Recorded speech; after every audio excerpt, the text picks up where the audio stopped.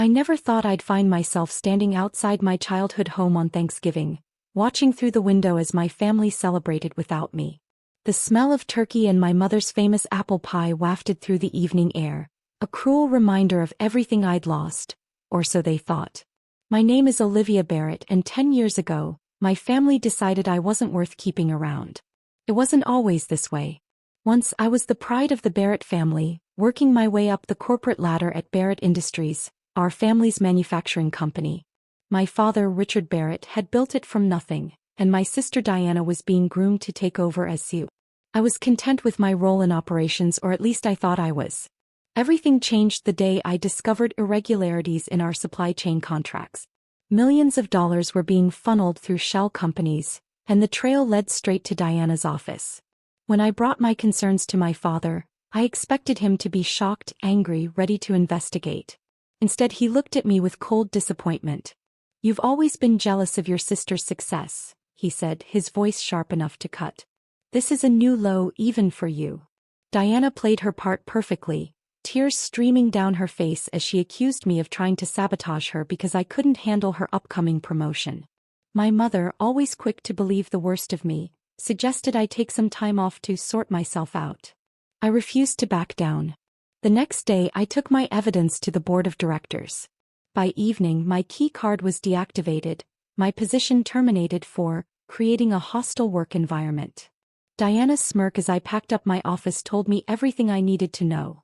She had won. That night at home my father made it clear. I was no longer welcome in the family. "You tried to destroy everything we built," he said, his voice trembling with rage. "Get out. Don't come back until you learn your place." I left with nothing but my savings and a determination to prove them wrong. What my family didn't know was that I'd been preparing for something like this. Years of watching Diana's reckless decisions had taught me to be cautious. I had connections, skills, and most importantly, a plan. While they celebrated my departure, I built something of my own.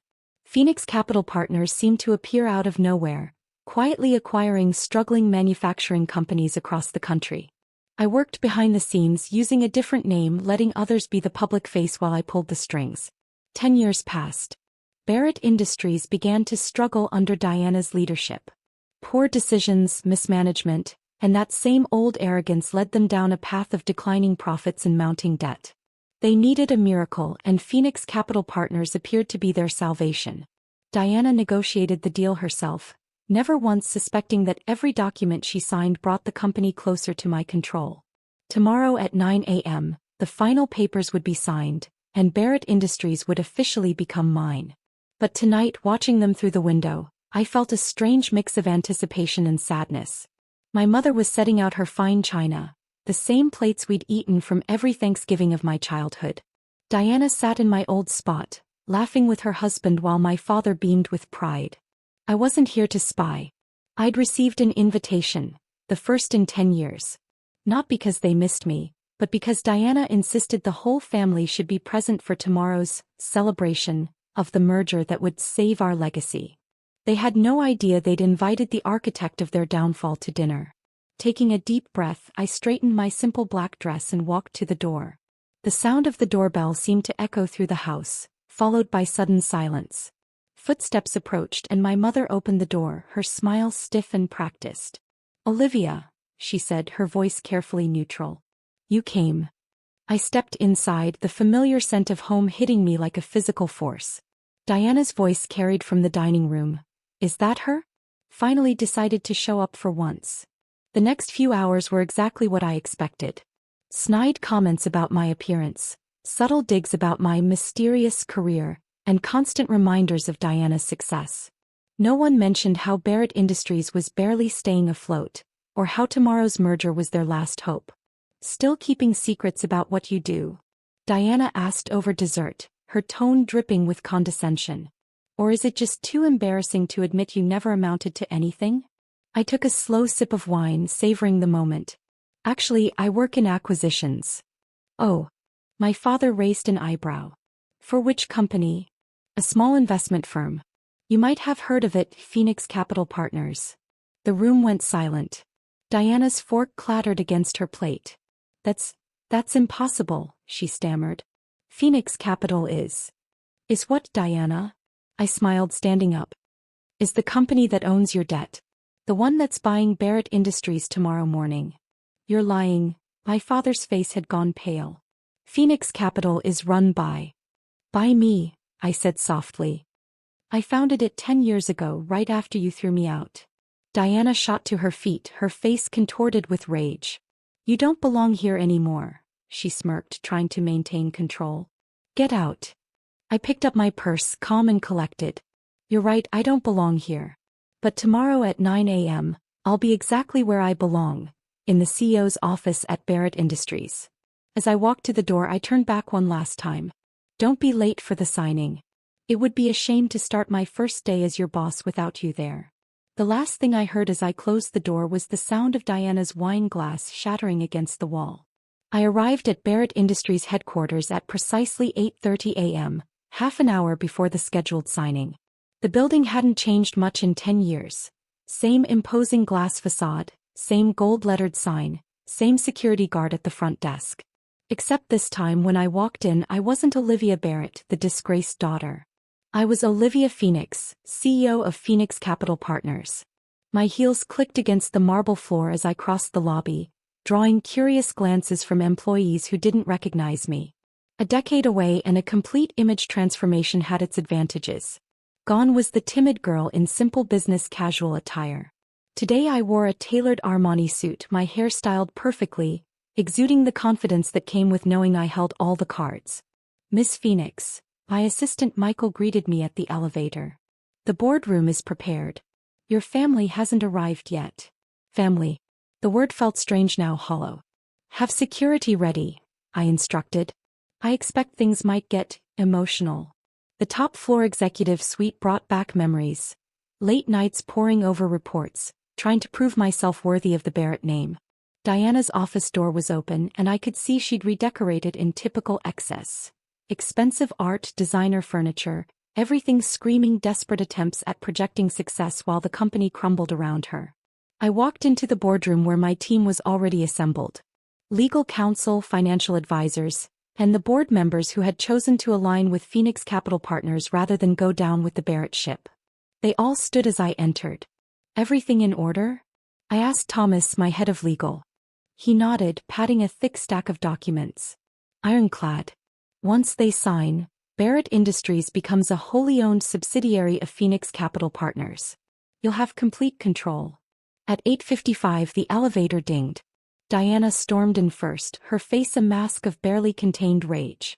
Our father followed, looking older than I remembered from last night, the weight of his failures evident in his stooped shoulders. My mother trailed behind, her eyes darting nervously around the room. This is a joke, Diana announced, throwing her designer handbag onto the conference table. You can't possibly be serious. I smiled, taking my seat at the head of the table, her seat until now. I assure you, dear sister, this is very real. Please sit down. We have contracts to sign. I won't let you destroy this company, our father growled, remaining standing. I built Barrett Industries from nothing. And Diana nearly destroyed it from everything, I replied calmly, opening a folder. Shall we review the numbers? 40% drop in market share over 5 years. 3 failed product launches. Oh, and let's not forget the $17 million that mysteriously vanished through those shell companies I tried to warn you about. Diana's face went white. You can't prove. Actually, I can. I pressed a button and financial records appeared on the screen behind me. Every transaction, every hidden account, every penny you diverted. I've had 10 years to gather evidence, Diana. Did you really think I'd come back without proof? Our mother finally spoke, her voice trembling. Olivia, please. We're your family. Family. I laughed, but there was no humor in it. Family doesn't frame their daughter for whistleblowing. Family doesn't throw their child out for trying to protect the company. You chose Diana over the truth, and look where that got you. I gestured to my lawyer, who began distributing documents. You have 2 options. Sign the merger agreement or I take this evidence to the SEC. Your choice. Diana grabbed the papers, flipping through them frantically. This is robbery. You're taking everything. Not everything, I corrected her. You get to keep your freedom. Sign the papers and I'll bury the evidence of your embezzlement. Refuse and you can explain your creative accounting to federal prosecutors. Our father slumped into a chair, suddenly looking every bit his 70 years. How did we not see this coming? Because you never really saw me at all, I answered softly. I was always just the other daughter, the spare, the one who wasn't Diana. You never noticed how hard I worked, how much I learned, how deeply I understood this business. Even now, you're more surprised by my success than you are ashamed of your failure. The next 30 minutes passed in tense silence as they reviewed and signed the documents. Diana's hand shook as she scrawled her signature on the final page, officially surrendering her position as CEO. Our father signed without meeting my eyes. Our mother dabbed at tears with an expensive handkerchief. Effective immediately, my lawyer announced, Barrett Industries is now under the control of Phoenix Capital Partners, with Olivia Phoenix assuming the position of Chief Executive Officer. I stood smoothing my suit. Security will escort you to your office, Diana. You have 1 hour to collect your personal belongings. You can't just throw me out, she protested weakly. Actually, I can. And I am. I pressed the intercom. Security, please assist Ms. Barrett with her departure. As they stood to leave, our father turned to me. Was this your plan all along? To take everything from us? I met his gaze steadily. No, Dad. This was your plan. You taught me that family means nothing when power and money are at stake. I just learned the lesson better than you expected. After they left, I walked into what was now my office. Diana's pretentious decorations would be gone by tomorrow, replaced by something more fitting for a CEO who earned her position through merit rather than birthright. I stood at the window looking out over the city where I'd rebuilt myself from nothing. Michael appeared in the doorway. Miss Phoenix? The executive team is ready for your first meeting. I turned from the window, straightening my shoulders. Thank you, Michael. Oh, and please have maintenance remove the Barrett name from the building. It's time for some changes around here. The next few weeks were a whirlwind of transitions. I implemented the changes I'd spent years planning, streamlining operations, modernizing manufacturing processes, rebuilding the company's reputation. Employees who had been overlooked under Diana's leadership found themselves finally recognized for their talents. Merit replaced nepotism as the path to advancement. My family made several attempts to reach out. First came the angry calls and threats of legal action which my attorneys easily deflected. Then came the guilt trips, tearful messages from my mother about family loyalty, manipulative emails from Diana claiming she was struggling financially. Finally, they tried bargaining, offering to forgive me if I would give them positions in the company. I ignored them all. 1 month after the takeover, I received an unexpected visitor. The security desk called up to announce that my father was in the lobby. Against my better judgment, I told them to send him up. He looked smaller somehow standing in my office doorway. The expensive suit he'd always worn like armor now seemed to hang on him, as if his very presence had deflated. The company's doing well, he said quietly, glancing at the financial reports on my desk. Stock price is up 30% since you took over. Did you come here to discuss business metrics? I asked, not offering him a seat. He sighed, running a hand through his gray hair. I came to say you were right. About Diana, about the company, about everything. I was wrong not to listen to you 10 years ago. Yes, you were. Is there? He hesitated, looking older than I'd ever seen him. Is there any way to fix this? You're still my daughter.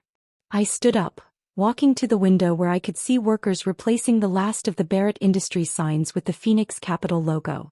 No, Dad, I'm not. Not anymore. You made your choice a decade ago. Now you have to live with it just like I had to live with being thrown away. We're still family, he insisted weakly. Family is more than blood, I replied, turning back to him. It's trust, respect, support, all the things you and Mom and Diana never gave me. I built my own family here with people who value merit over manipulation and truth over appearances. He nodded slowly, understanding finally dawning in his eyes. I suppose I deserve that. You do. I returned to my desk, picking up a file, a clear dismissal. Goodbye, Dad. After he left, I sat in my office as the sun set over the city, thinking about family, legacy, and the true meaning of success.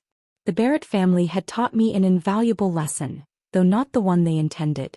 They showed me that real power comes not from names or inheritance, but from believing in yourself when no one else will. Diana eventually took a middle management position at a smaller company, her reputation in the industry tarnished but not completely destroyed. Our mother threw herself into charity work, carefully avoiding any events where she might run into me. Our father retired quietly, his dream of a family dynasty transformed into something he never expected. Me. I built something bigger than Barrett Industries ever was, expanding Phoenix Capital Partners into a global investment firm. But more importantly, I built it my way, with integrity, innovation, and a firm belief that talent should be rewarded regardless of family connections. Sometimes at night, I still drive past our old house during family gatherings, watching through the windows as they celebrate without me. But now, instead of feeling pain or longing, I feel only satisfaction. They thought throwing me out would destroy me. Instead, it set me free. The Barrett family name might not be on the building anymore, but my success speaks louder than any sign ever could.